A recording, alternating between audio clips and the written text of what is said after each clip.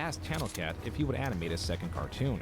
Reluctant at first, after listening to Aaron's recording, a second DBZ in a nutshell nearly 2 years after the first one aired found its way to Newgrounds. Though Aaron did have an interest in animation, his passion lied in voice acting, as more and more people were reaching out to him for roles in their works. But not everything was going well for Aaron. Unbeknownst to him and his parents, he was redistricted to a less favorable high school, a discovery that had his parents drop him out of school. I didn't even finish high school. No shit. Yeah. High school dropout? Yeah. Even so, he still worked a job, but continued to pursue his passion, voice acting, and a future with his at-the-time girlfriend, Susie Burhow, a girl he met at a convention in their home state of Florida. Though they lived in separate towns, they remained in constant communication and would see each other for at least 1 week a month. The couple shared the dream of moving to California, one that did not seem so far off now that Aaron was trying his hand at his own animations. I hate this suit. Hey, what's up, Snake? Can I take off this suit? Yeah, whatever, but it's pretty fucking cool. Hello, Solid Snake. Oh my god, Hotness, I want to bang you. Oh, I think we're gonna keep on maybe famous Solid Snake. Okay, shut up. That was Metal Gear Awesome, uploaded on February 23, 2006. It currently stands at 7.5 million views. Aaron was initially insecure with his work that relied on the traditional frame-by-frame drawings, and so was surprised at Metal Gear Awesome becoming a hit. Right out the gate, it was huge. The creator of the website, his name's Tom Folk, he like put it right on the front page, like #1. Wow. And like, he went on Attack of the Show on G4 and like specifically talked about it's like nobody's making cartoons like this on the platform. Tom Folk was hardly the only one impressed with Aaron's work. MTV reached out to Aaron and asked if he would make short animations for them, which he eagerly agreed to at a rate of approximately $300 a cartoon. Sweet hell, yeah! Aaron was being paid for his work with a few caveats. These did not air on the television channel MTV, and only existed in MTV's web show known as the G-Hole. And as Aaron was told by the MTV producer he was working with, he almost wasn't paid. He was like, look, I gotta be honest with you, like, my boss didn't want to pay anybody. I should have just crouched down and shot him. If I crouched down and shot him, I would have been fine. It was me that fought for it because I knew you guys Fucking landed on me. You know, like you need asshole. it. This is work, you know? And it was like, this is the budget that I could get. There were about 18 of these shorts made for MTV, and like this contract with them, not all was stable. I was a top creator, like literally by the ranking of Newgrounds, I was #1 for like over a year on the website in terms of like being a creator. I think it's like likes even like the creator or something. Yeah. But like I was tremendously and horribly bullied on that website, and it was encouraged by the culture of the website. Yeah. You know, like people would make collaboration cartoons that would take months, and there was like immense talent behind it and effort just to shit on one person, you know? Yeah, yeah. At minimum, Aaron was still with Susie, who he made an animation for. This is my Susie. As you can see, she's the most beautiful girl on planet Earth. Well, you are. You see, unlike most girls, Susie is smart and cute and funny and adorable. I think that Susie is definitely the one for me. She is definitely someone I can see myself being with forever because she is my love, and I love Susie Burhow. Aaron moved to California without Susie and continued to post on Newgrounds by expanding his awesome series. I remember one day Aaron was just like, we should move to California. Like, that's where all of our friends are. And like, Aaron wanted to be a voice actor at the time. Right. And we were like, well, that's where all the voice acting happens. And I was into modeling, and I was like, well, I'll get more modeling work for there. So we were both selling all of our worldly belongings to move to California, and then the breakup happened. Oh yeah. shit, that's when that happened? Yeah. Dick move, Aaron. Come on, But we were teenage young. Aaron. Yeah. I'm not mad about it. No way. Aaron would also parody movies and continue collaborating with other animators, as was highly popular on Newgrounds. These videos were sponsored by Newgrounds, but not with life-changing money.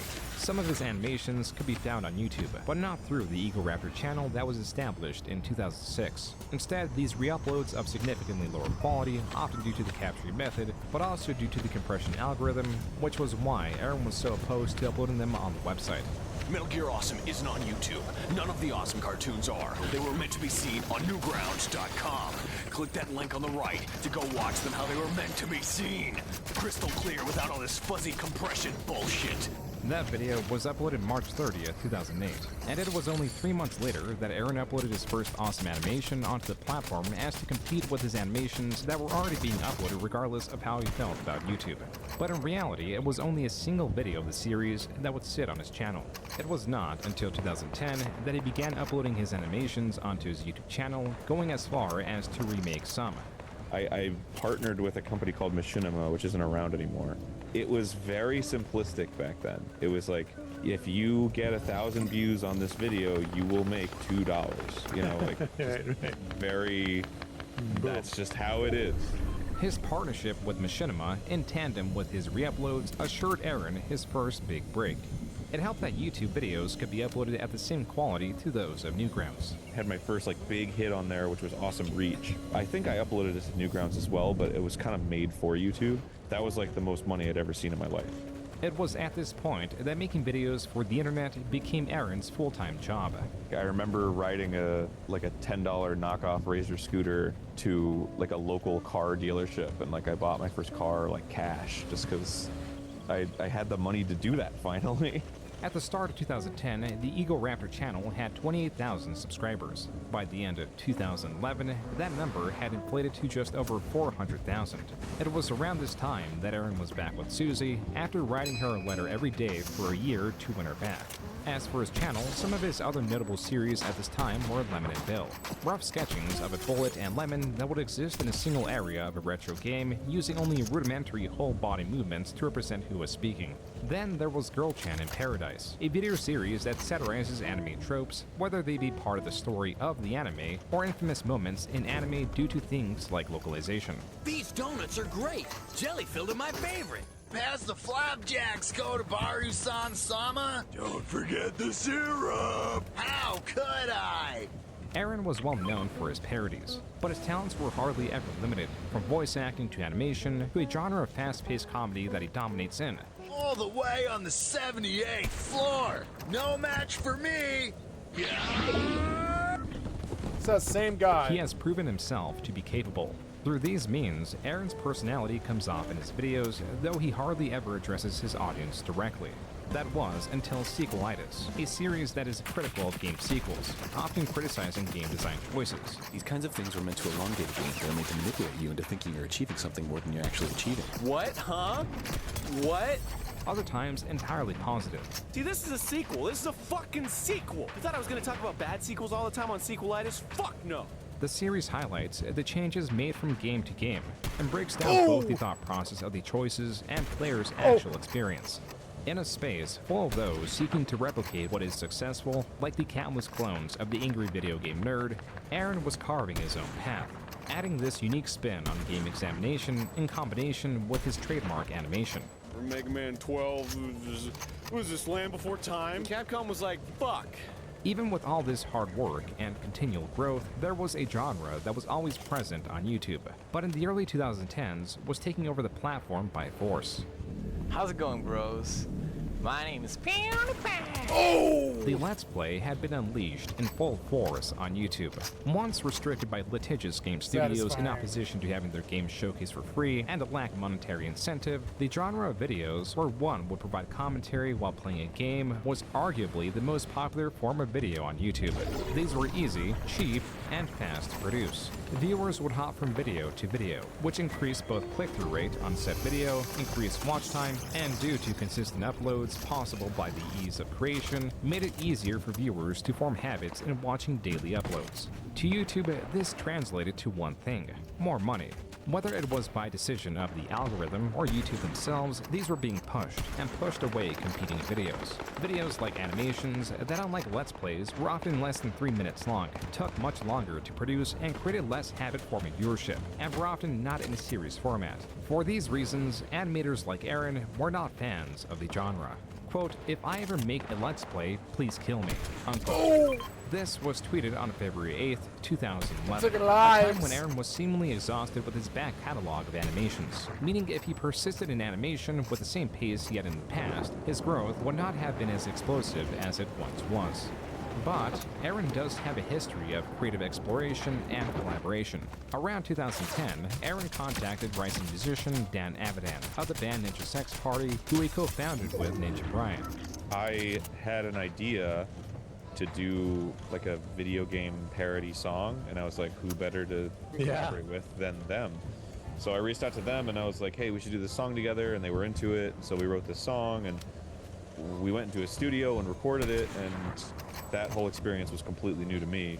This video game They all parody ran up song there, they're and so the band dumb. that was a collaboration of Ninja Sex Party and Aaron Hansen was in the works, but not public. And their association was not a secret. As in 2011, Aaron promoted one of Ninja Sex Party's songs in which he did animations for.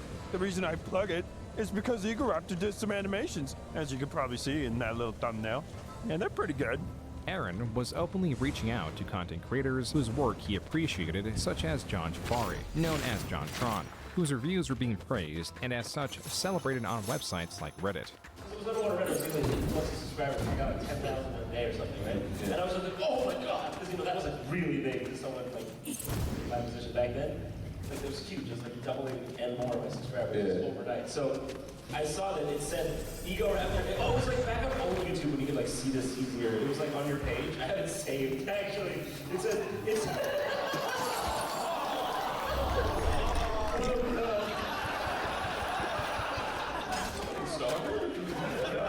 was a big Egoraptor fan, but what did I say? It said Egoraptor has subscribed to John Tron Show. And I was like, It was then that John Tron messaged Egoraptor. As it turned out, Egoraptor had messaged John first, but John had failed to see the message. see, you messaged me. Yeah, I messaged you. And I didn't see it. I didn't see it so fucking like a year later when I was going back. I was like, oh my god, you sent me a message? I just sent you a message independently of that. And then you got back to like, oh, I didn't even get a response to it. I had to get it from the talking about it. You referred to the message I didn't see. So, then we agreed to play Choo-Choo Rocket, drink Dr. Pepper, and high five a lot. Yeah. The pair were later live-streamed, which is where this 5-second clip of Aaron slapping John originated from. With Gerard, the completionist Khalil, sitting off on the side, it was moments like these that inspired the creation of the game Grumps. The one that Aaron retells that inspired further collaboration was an argument while the pair played Super Smash Bros. Whether the character Wolf was a clone of a different character, Fox. The boisterous nature of the argument made Aaron realize that there was something there. Hey, I'm Grump. I'm not so Grump. And we're the Game Grumps. Okay, Grumps. Hi, I'm Egoraptor. You might know me from... Have you ever wanted me to play games on your computer screen with somebody that you may all know? Oh, Jesus! This is John Tron. Hey, we're gonna play games together on the channel called Game Grump. Click the link everywhere. Go subscribe or else. Game Grumps, as Aaron describes it, was a bit of a farce. It was a side project that Aaron did not see doing as well as it did. It was truly a side project. It was like John would show up to my place. We would record like 7 episodes or something like that. What? In the morning, That guy did not and outstep then for the me. rest of the Fuck that. day, he would edit the episodes, and then I would work on one of the cartoons. With the pair dedicating only a day a week to this channel, the Game Grumps immediately became a hit, mostly because there was nothing like it. There were channels that approached Let's Plays as a group, and there were many Let's Play channels of a similar format, but the Game Grumps stood out, not only because they had their previously established audiences, but also because the pair inherently approached content creation in ways that were unique yet captivating. Where the Let's Play genre was leaning more towards horror or games that were newly released, John and Aaron instead played retro games. They were a comedy duo that leaned into absurdity because they already understood that it made great entertainment. What is your take on Play? I haven't really watched it. Everyone compares it to everyone compares it. Yeah, and I saw like one episode and I was like, they're not really listening. Yeah. I mean, I just have more respect for the guys who do this, because honestly, I mean, I always say this, it's not hard work, but it's hard to be on all the time. That was Aaron talking about his active commentary. This understanding of a continual conversation by actively finding ways to be engaging in the conversation can make Let's Plays appear deceptively easy when the active challenge of continued engagement is not entirely obvious. This is best highlighted when even fumbles are made entertaining rather than something to cut out. Oh, yeah. She throws you like a mushroom. Yeah. She doesn't even throw it. It just comes out of the thing, as if she has a. Did you just reset it? Excuse me? What? You can do that? You? Wait, what? No. No, seriously? How did that happen? There's some way on the fucking controller. Next time on Game Grumps, I'm gonna speed run it. Speed run? Oh, I'm gonna give you a blowjob. Oh. Oh, we're done. We didn't beat it. Oh, Oktoberfest is coming out this year. Where some may tune in to Let's Players for the sake of experiencing a newly released game, viewers tuned into the Game Grumps dependent on how the game made them react. John would typically burst out in laughter, making him the not-so-grump, where Aaron would react in anger as the grump. Oh, okay! Well, that makes it okay then! Let's keep playing! Alright! Which is why Sonic 06, a game infamously known for its lack of polish and thus frustrating nature, was a perfect game for the grumps. You have to like do. Oh.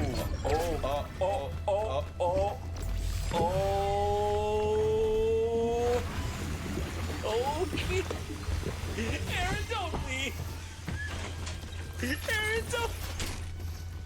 Aaron! I love you! No, I'm fucking done. I'm fucking done. No, you're not. This is bullshit. This is fucking bullshit. I can't get off. What is this? I can't get off. What is this? I'm stuck. What is my life? Sonic 06 is also where the name Lovelies, as a reference to Game Grumps fans, originated from. We didn't have this talk. I don't like it either, but like, what the fuck else are we gonna call them? Yeah. Well, I'm not gonna call them grumpettes or something. Grumps, viewers, audience. Lovelies. All of. Are lovelies. All of them. Are lovelies. We should call them lovelies. Dude. Do you guys like being called lovelies? I got a new lease on love. The Game Grumps commentary and the Lovelies who followed it propelled the channel to heights Aaron's own animation channel could not reach. In just a month of uploads, the channel had nearly 200,000 subscribers, yet it took only a fraction of the work Aaron was used to. By April 2013, 10 months into the project, after hiring an editor, and during the Sonic 06 playthrough, the channel was at 945,000 subscribers, while the Ego Raptor channel was at 988,000. The Game Grumps was an undeniable success, enough so that Aaron had changed his focus from the animations of Ego Raptor to the Let's Plays of Game Grumps. But was it creatively fulfilling? How much time do I really have to devote to putting so much fucking focus into this thing? 7 down, 6 up. Wish me luck. Close again.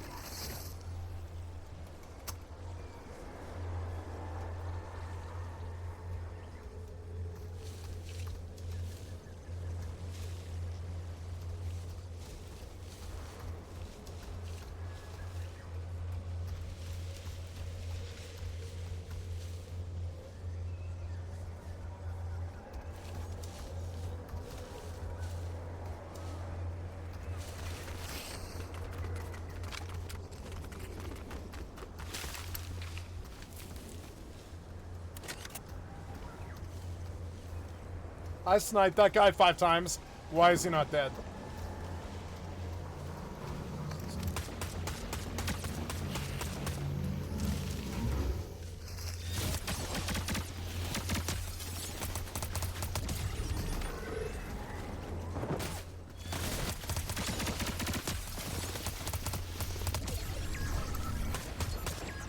What is going on? What is going on, man? What's going on? I don't know.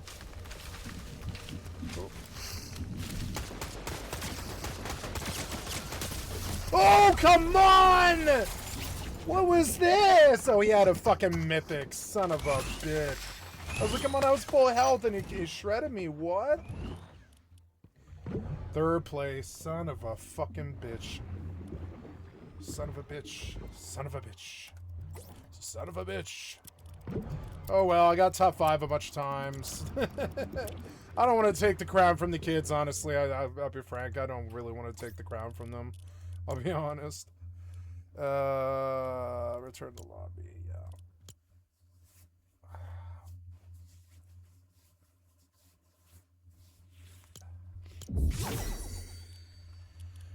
Okay. Thing that's going to end up being a minute and a half. It was a realist approach, and like, I'm not really very tired, but I don't really have to go to bed. You know, I don't have to go to bed for like another hour and a half. Kind of want to get a win.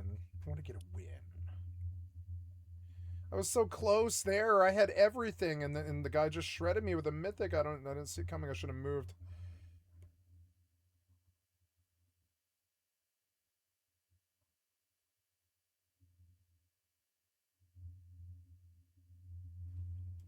I want to go again.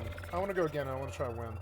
I think for a while I was sort of ashamed of that, but I'm not anymore. Everybody's got to fucking pay rent, and everybody wants to have a better life for themselves. So, I'm fine with that decision.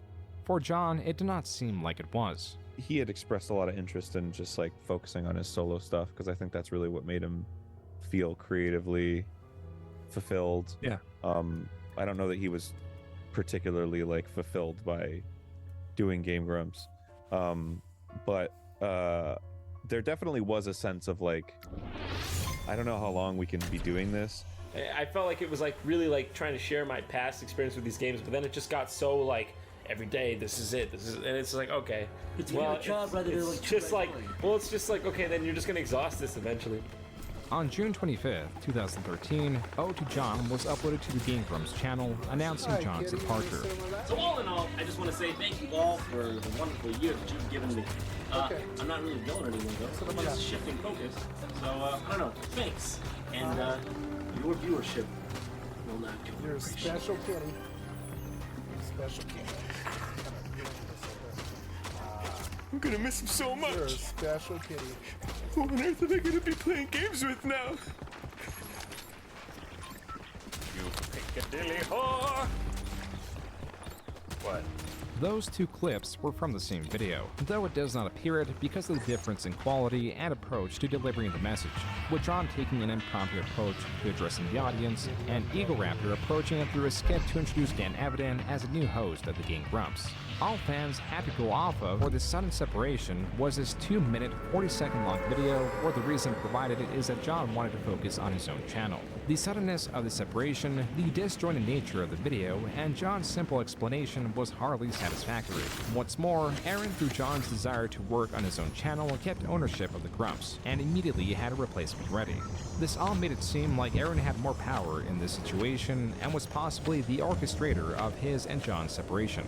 But was it really planned this way? There was one night where Dan was over at my place and we were coming up with song titles for the album. And we were just like literally on the floor laughing. When we were naming the album, I had already started Game Grumps.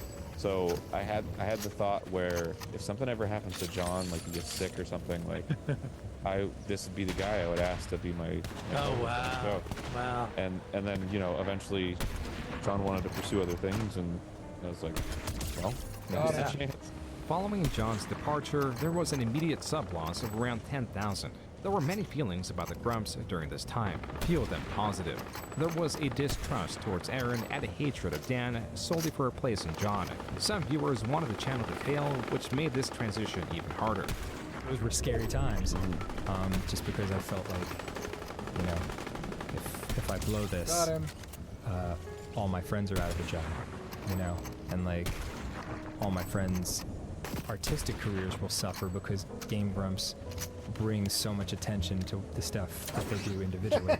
This was a highly stressful time. No, But as Aaron predicted, Dan was a good counter to him. Though he was not as boisterous as John, was very easygoing and not a terrible conversationalist. It helped that he was open about his struggles. So I guess I'll share my story, which I've never really Not that bad, I mean, don't think. before in any kind of like public forum. Dan goes on to talk about how he got really sick from mono and the mental toll it took. Like, it was my first experience of like real like sadness, like over a long period of time, and I guess it was depression. But then I noticed, like, even when I got physically healthier, I was still like really struggling like mentally with a lot of stuff. Dan's upbeat attitude was so consistent that it could be perceived as disingenuous, but he really was that happy. I'm just so happy now, like all the fucking time, because like I know what it's like to be sad.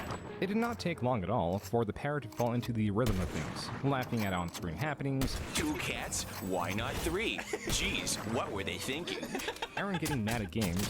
Just fall. Just oh my god! Are you fucking kidding me? What happened? What happened? And telling stories. I would give him a full-on like swordplay session. You know what I mean? I've done that before. Have you? Oh. Have you docked with Barry? No, not with Barry. Oh. It's with another man. Really? Like swordplay? Yeah. Just like fucking like knock your junk around together? Yeah, it was funny. We had a club. Okay. Called the D Club. Okay, now you're fucking. Seriously, you can ask Susie. The D Club? So we were like, I have an idea. Let's create a club where we just show each other our tits. This is not real. I don't know. I don't remember what started it, but we just started fucking sword fighting, and it was like, my god. yeah, and we were like, haha, it's funny because it's like a cockfight. Go out right now. I'm gonna do. Ask Susie if the D Club is real and what it was. Okay. Oh my god! Are you fucking serious? Dan and Aaron had succeeded in keeping the Game Grumps alive, and a new commentator, Rover Ross, helped bring even more diversity into the mix through Steam Train, a series focused exclusively on playing games available on Steam. We bought too many games. Now we gotta play them all. So what about the Steam Train? Toot toot! Regardless, the dissatisfaction with John's departure was no longer just lingering. It was growing. On August 25th, 2013, this manifested into many subreddits critical of the Game Grumps, one of which was the Conspiracy Grumps subreddit. By the end of 2013, this subreddit hardly had over 100 followers. There's my a little crown. less than a year later, a subreddit that should have faded into obscurity now had 923 members. By the end of 2014, well over a year since John's departure, this subreddit had ballooned to 2,415 members. In November, there was a post pinpointing the fallout of Aaron and John to E3 2013, citing John's appearance, then lack of appearance, then silence from both parties, to then announcing one episode of Game Grumps a day until John's sudden departure. This does not provide any more of a satisfactory answer, but it did, at minimum, shrink the window of John and Aaron's falling out. As John stated in the post comments, quote, "Damn, you guys are good," unquote. The Conspiracy Grumps Reddit was a mix of serious posts and silly posts. One of the wilder theories is that John left because he punched Susie, Aaron's wife, who Aaron married in 2013. It does not appear that this joke conspiracy originated from the Conspiracy Grumps subreddit. But what is true is interest in a deeper reason why John left was high, enough so that these theories and their absurdity would reach large creators and John himself. What happened in the John Trent episode? Well, we recorded it. It was myself, John, Niall, and Corey. Yeah. And it was vile. Well, you're going to talk about it. You're actually going to talk about it. I'm just going to go into We might air it. I don't know. Because I did read on conspiracycast.com that it was because JonTron punched Niall in the face. Yeah, I couldn't believe and that's why we never published that episode. So we're going to talk about it. It's going to become a thing now.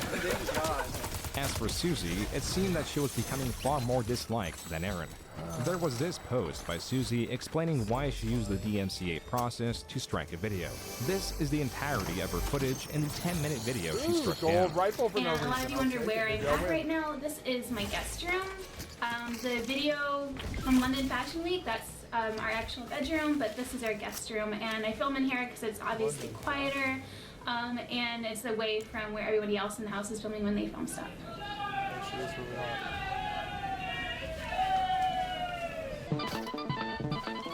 The rest of the video is full of moments of John and Aaron being loud.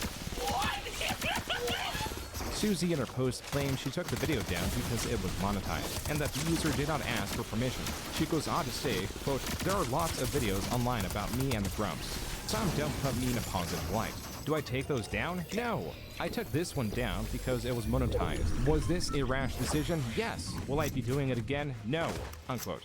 Side note, the video uploader claims he never monetized the video and also states that Susie struck down another of his videos. As for Susie's post, she claims she apologized and stated that he could re-upload his videos if he wanted to. Then, in the comments, Susie posted, quote, "They could not remove them if they were not monetized," unquote.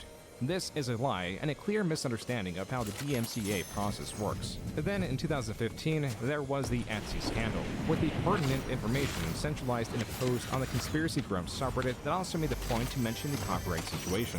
This begins with this post on the Vent Grumps subreddit, which is smaller than Conspiracy Grumps. The poster opens by talking about Susie's Etsy page, where she was selling an amethyst with a decorated snake coiled around it for 105 Australian dollars. The overview states that this piece is handmade, and that it has a sterling silver chain. This is the second screenshot shared of a Google search that shows not just a similar piece, but also a series of pieces of different gemstones. Upon further inspection, these near-identical copies, only lacking the chain, were being sold for $3 USD each. The poster also attaches additional examples of resold jewelry. Susie responded to this accusation on the main Game Grumps subreddit. Quote, I have never found crystals or any of my specimens at that price before, so thank you. I actually go to local shops and buy my specimens in person. I use lots of expensive unique items and imported sterling silver chains from Italy on my pieces, so please do not think of me as just selling a $3 charm for $100, because that is not the case, unquote. Unsatisfied with this response, the original poster who discovered the reselling of jewelry made a second post with even more examples. That's when Susie made another post. Quote, hey guys, before I say anything, I just want to apologize for some things I said. I claim that I buy parts locally, and that isn't true. I guess I was just scared.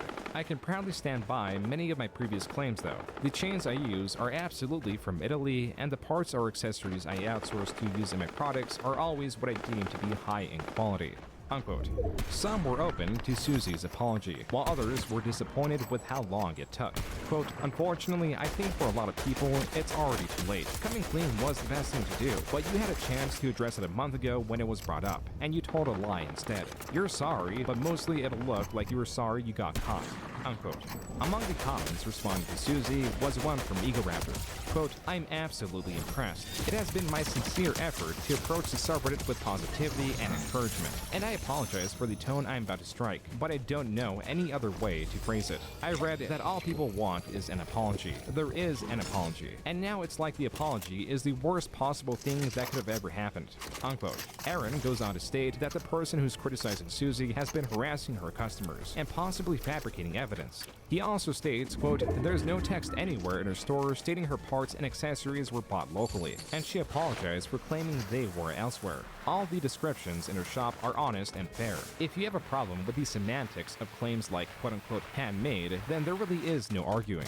Unquote. Aaron also makes note of Susie's taxidermy shop. Quote, this sort of micro-policing is absolutely ridiculous. Reveal all of her sources for parts and specimens? When has that ever been common practice among product makers aside from marketing stunts, which are mostly lies anyway? Unquote. There was also the displeasure of the Game Grumps influence to promote the shop. Quote, what I don't think anyone understands or knows is that Susie has refused again and again to post about her shop on her channel, and it wasn't until I hounded her to do so that she reluctantly did it. She did not want her sales to be influenced by her fan base, and she wanted her success and business to be as a result of the skillful handling of her shop. Unquote. This did not do much to improve Susie's reputation among those already distrustful of her and Aaron, but her apology and Aaron's comments were overall well received. The Conspiracy Grumps subreddit, who was also discussing the shop, had nearly doubled in size from December of 2014 to April of 2015. This is both a product of the building controversies and a side product of the Game Grumps consistency. While not true for the majority of viewers, there exists a small subsect of viewers who grow highly attached to the people they watch. If a creator uploads or streams daily, they have a higher chance of attracting these people as they become ingrained in their lives. These super fans and detractors are certainly not large in numbers. I hosed him, but why has he got a full bar? I drained him fucking fast right and miss, he did. How is this guy so full? An example of this is the left foot incident. In August of 2015, the Game Grumps were playing Sonic Adventure DX. Sonic Adventure receives much praise for its varied stages, utilizing different characters alongside additions like the Chow's Garden. But it is also panned for frustrating sections, like its fishing minigame, or the labyrinth-style area that is the jungle, an area where the music has an incredibly short loop. Stupid fucking repetitive jungle song that never ends and is 5 seconds long. This keeps looping endlessly. While Aaron did get flack for criticizing this game, as was becoming more common as he was expressing his dislike of Sonic games, the controversy here came from a guide they had been following throughout the series. This is how the game's gonna What be. was that? I hosed them believe this first. Like, what walkthrough. was that? I shouldn't have lost. What, where it's like, oh, you'll figure it out. Just a stage overview for the next stage that we haven't gotten to yet. This stage isn't particularly large, so you shouldn't have much trouble locating the emerald pieces. That's the only thing it says about the stage overview. Like, what a dick face. Yeah, like, what a colossal waste of time and energy to make a walkthrough like that. It was not until episode 32 that they were fed up with the guide, particularly the fact that it does not point out the location of the emeralds or how to get them because they are randomized, a fact the Grumps likely did not know. Here's what this says. Sure, you can use the lit up panels on the wall to climb up, but why bother? Just glide into the wall and climb up. There isn't a lot to say about this stage. Oh, this fucking... Oh my god. It isn't particularly large, so you shouldn't have much trouble locating the emerald pieces. What the fuck is wrong with him? I know. Like, what is actually wrong with this guy? Hold on, I'm fucking... What the fuck help does he think he's providing anybody? I'm gonna say the name out loud because people are gonna think that... Yeah, it's the fact walkthrough by Pizza. I only say this because people will think we're making this shit up. He wrote this, by the way, in 2004. Oh, yeah. So if he gets a wave of hate from our fans, won't he be surprised 11 years later? This was from a re-uploaded and censored version. The original episode had Dan and Aaron naming the guide's author, who goes by Leadfoot. This is his guide, and this is him on Reddit reacting to the upload. Quote, ha! Hey, I actually wrote this damn thing over a decade ago when I had nothing better to do, and had completely forgotten it until this, development was brought to my attention, unquote. Leadfoot goes on to say they wrote this guide at the age of 12, and they were updating it to include the information that the emeralds are randomized. A Redditor then asked Leadfoot if he is getting harassed, as rumors were going around that his address and phone number were being spread around, where Leadfoot replies, quote, putting my name anywhere was a rookie mistake, nothing too bad, unquote. Realizing his blunder, Dan posted an apology to Reddit where he clarifies, quote, at the time I thought I was being funny, but I should have absolutely had the foresight to realize that some people would actually seek him out and harass him. I'm not going to make any excuses, other than to say that if you talk nonstop on a show every day for years, you're bound to eventually do some stupid shit that you don't fully think through. I really regret my action, and hope that this blows over with the walkthrough author getting as little destruction in his life as possible, unquote. Leadfoot responded to Dan's post with, quote, just to offer some closure, Dan did reach out and apologize. The fact that the vast majority of you guys thought that this wasn't cool right from the start is also appreciated. Never thought I'd see YouTube comments not only about me, but actually defending me, unquote. This became a meme of sorts on the Game Grumps subreddit. By the end of the Sonic Adventure series, Dan shared his appreciation at how Leadfoot took it. Oh, I guess it goes without saying, shout out to our boy Leadfoot. Oh, Leadfoot. You turned out to be fucking awesome and we love you. Motherfucker, you are the best. Rock and roll, baby. Some, still displeased, claimed that Dan doxed Leadfoot, but that was not the case, as he only drew attention to the guide in where Leadfoot had made his email and such public. And since then, Dan has seemingly avoided any similar public comments that could cause targeted harassment of that extent. This was a hiccup in a time of explosive growth for the Game Grumps. The monthly viewer counts were in the millions. In 2015, the Game Grumps channel was receiving triple the viewership month per month than it was in the JonTron era. At the peak of 2015, viewership rose as high as 93 million views in a month. On November 30th, 2015, celebrity Chris Pratt tweeted, quote, these dudes at #GameGrumps have a lot of loyal fans. After listening, I can see why. So funny. #FBowser. Oh my unquote. god, Chris Pratt. What's more, Chris Pratt. Starbomb, the initial collaboration between Ninja Sex Party and Aaron, had finally taken This is form. like Sun Their video Watch game or themed something. music videos were a massive hit. But even with all these successes, some fans long for a different time.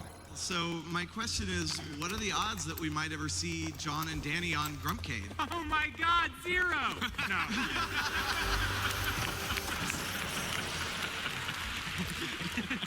Oh boy. It's the same with any of our friends who are on the other side of the country. Yeah. It's like totally a question of like logistics and like whether we can like just line up our schedules right. The only barrier of collaboration was distance, as John was in New York. This news quelled some of the more extreme conspiracy theories that something terrible happened between the two. Little did fans know that there would be a collaboration, just not through a Game Grumps episode. John, you're a friend. An old friend. A friend? Aaron? John. This was the finale of a series known as Starcade, a collaboration between John and Maker Studios, where through 9 episodes, John would go through Star Wars media, whether it be games or the infamous holiday special. This opened a window to what would ultimately be more collaborations between the two. It was shutting down the conspiracy theory era. That, interestingly enough, Aaron for a period did not even know if there was animosity between him and John. The first host I had on Game Grumps was John. We started the show together, and then he left, and there was just this sort of like weird period where we weren't like acknowledging each other, because it was just kind of like, it was weird. Like, it was a little weird. Is it like family leaving? Yeah, kind of. It was just kind of like, I don't know if I'm mad or not. And then it's like he was the same way, and so we just didn't really talk to each other for a while. But then like we were just kind of like, let's go get coffee, and then we did, and we were like, things are cool, right? Yeah, things are cool.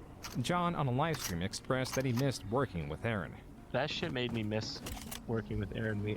Our chemistry. Yeah, you guys, I was surprised by that. You guys really haven't worked together in, what, like 3 years? And you guys walked the stage, you guys immediately just had the chemistry again. It was like nothing ever changed. No, it was really exciting. It was during this time, from 2016 to 2017, that subreddits like the Conspiracy Grumps received very little growth. A time of collaboration with other channels and celebrities. Welcome to Game Grumps. This is the front door of the area. That was from the Game Grumps 2017 office tour. It was not so much the size of the office that was meant for Let's Plays that was impressive, but the detail in every corner. Aaron's office was themed like a toy store with his collectibles in view.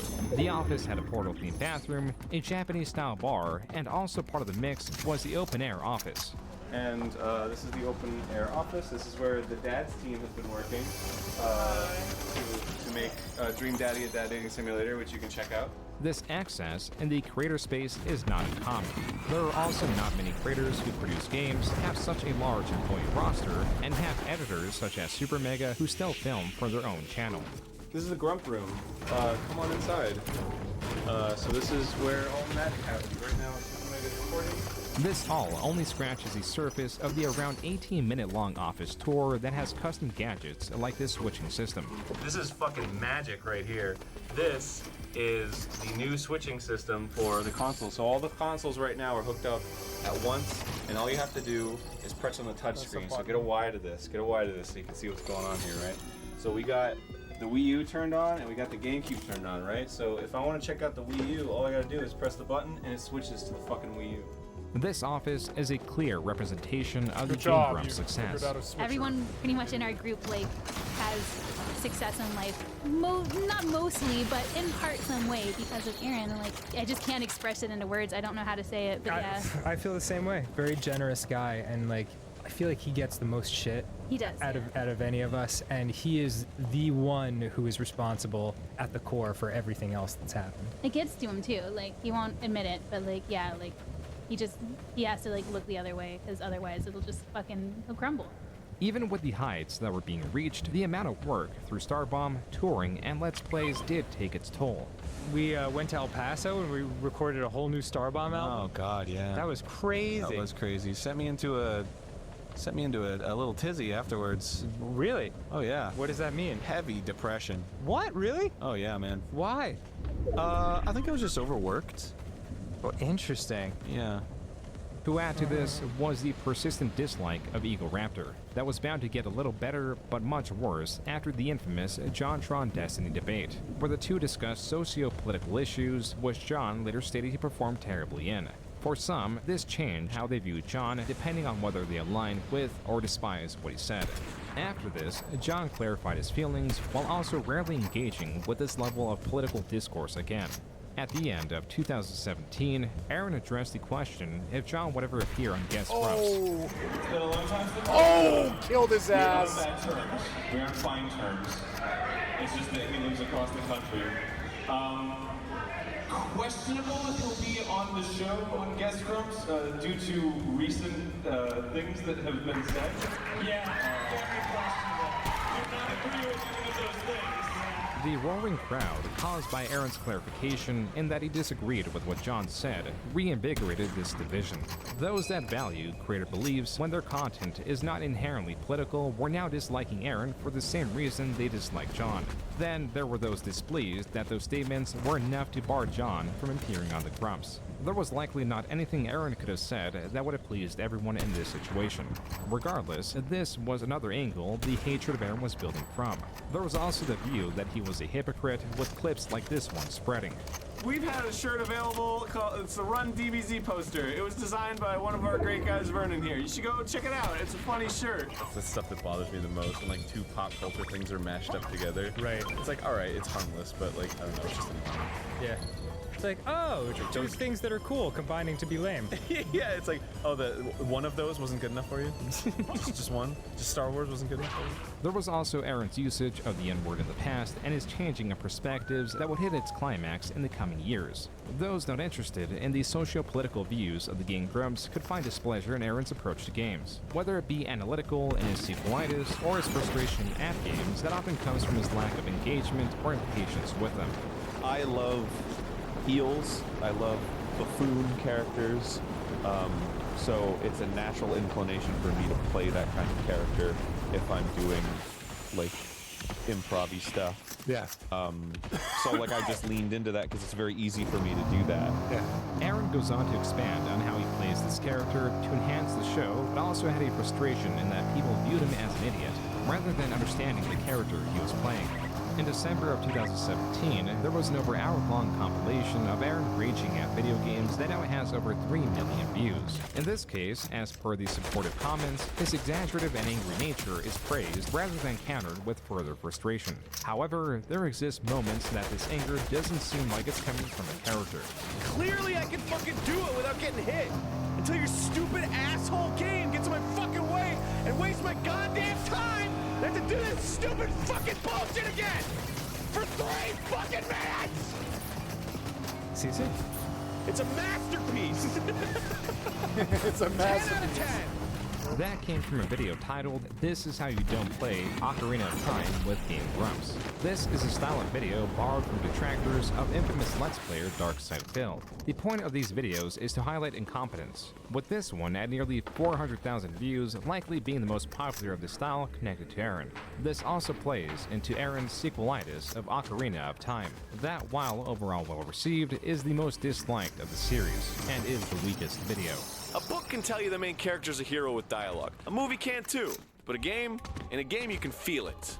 You can experience it firsthand. You don't need dialogue. Why was the inclusion of so many semantics necessary? And I don't buy the argument that they're only there to enrich the world with story, because adding those contexts to the situation is devaluing design aspects. The game literally stops for you to complete some asinine story task.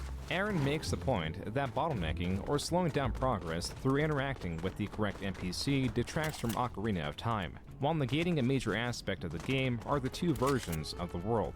The uncorrupted version Link lives in as a child, and a ruined world Link experiences as an adult. The game forces this lore on the player to emphasize Ganon's destructive role. There are also critiques of how the game builds up anticipation versus Link to the Past, or how enemies can be slower to fight in that they will block attacks, forcing a slower exchange of shielding and countering.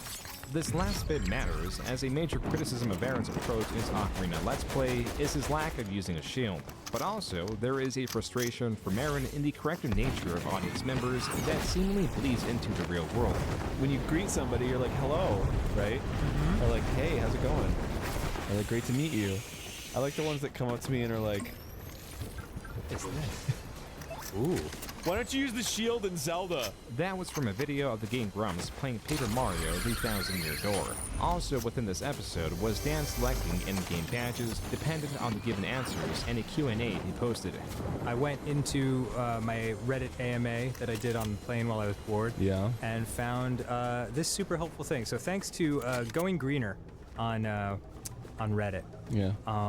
Okay. And thanks to everybody who emails me. I know I'm salty, but yeah, they're just trying to help, man. I appreciate the feedback. Totally. It's very kind.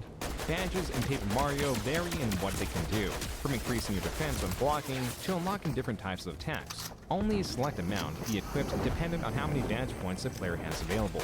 The Quake Hammer, for example, is an excellent badge as it serves as an AoE attack, meaning it hits all ground targets, though the majority of badges that are attacks lack versatility, which is why passive badges that increase things like attack power are preferable, and can make the game significantly easier, which is why Dan posted that AMA.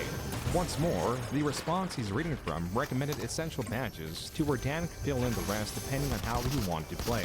I mean, I don't want to weigh in on this because what if I'm wrong? What if it's the wrong badge? Okay, restoring HP, that's good. Hey Dan, also when you move around, you should go right in a perfect straight line instead of going up and down because that wastes time. And also, when you fight, you should go to the right instead of the left to get to the menu item because that shaves off another 2 seconds. Ow. Dude, shit's falling on you like crazy. I noticed. You're poisoned, you're dizzied, you got shit falling on you. Mario's fucked. Maybe you shouldn't have changed those badges, dude. Stop. You're in a really shitty position now. Please let it go. Oh my god. While Aaron's jest could be targeting the overall corrective nature of commenters, the comments in this video were particularly frustrated with him because it was Dan who was seeking advice. Some of the comments read, quote, "Aaron, it's our game, we should choose how to play."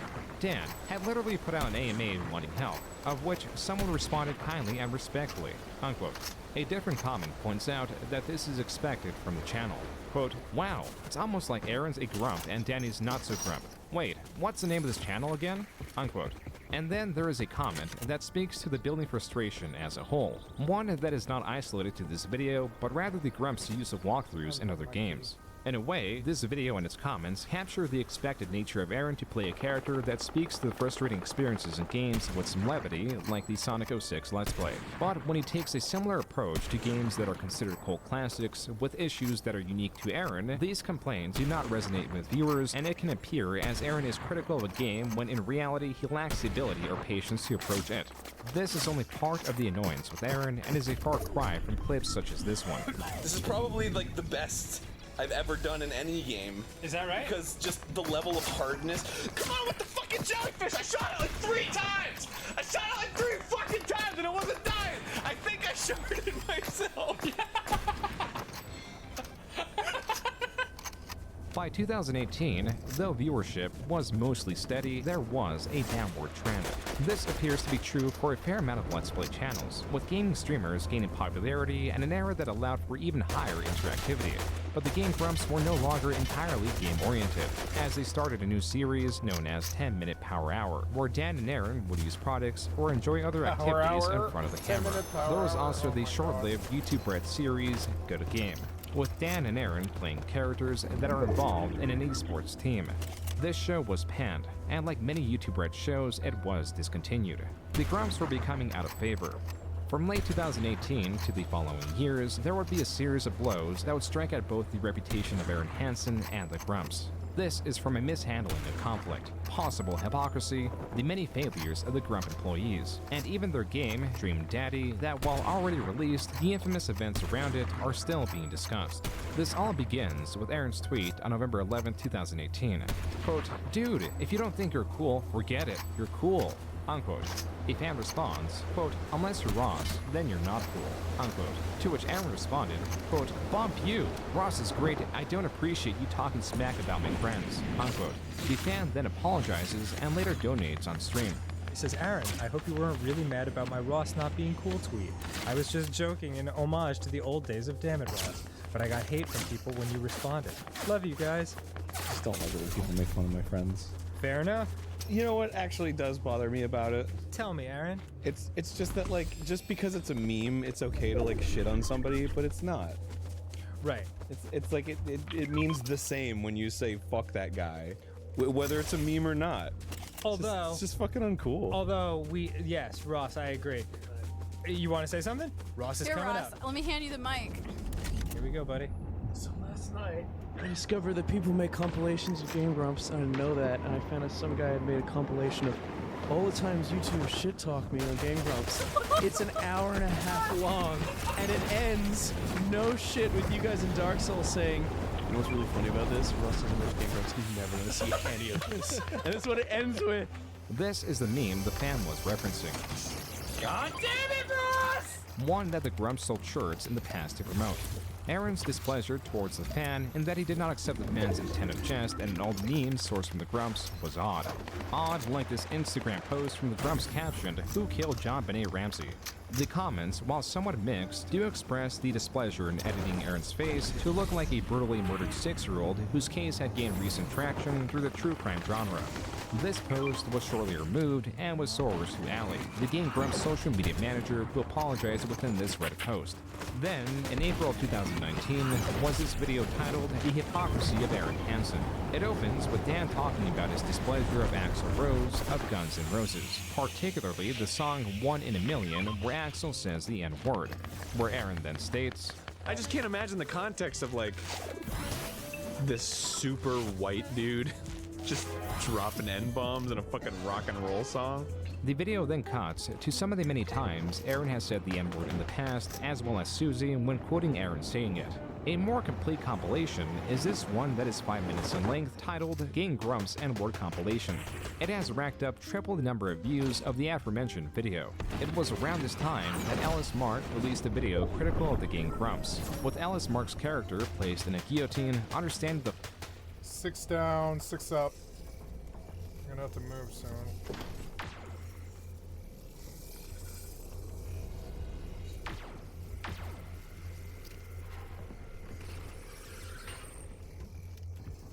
Yeah.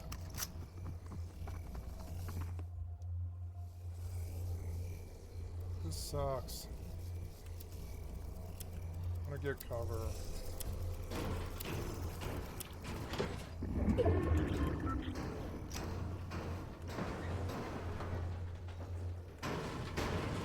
He's like hanging out there.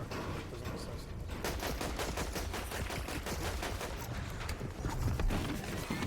Bye, bitch. Oh, thank God I was able to get up here.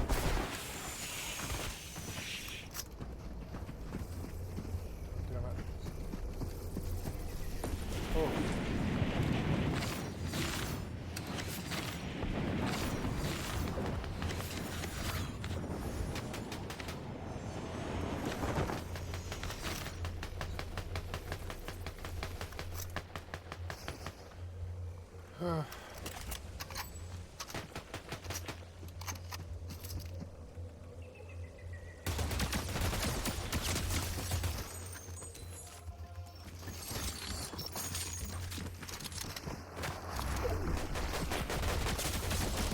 Fourth place.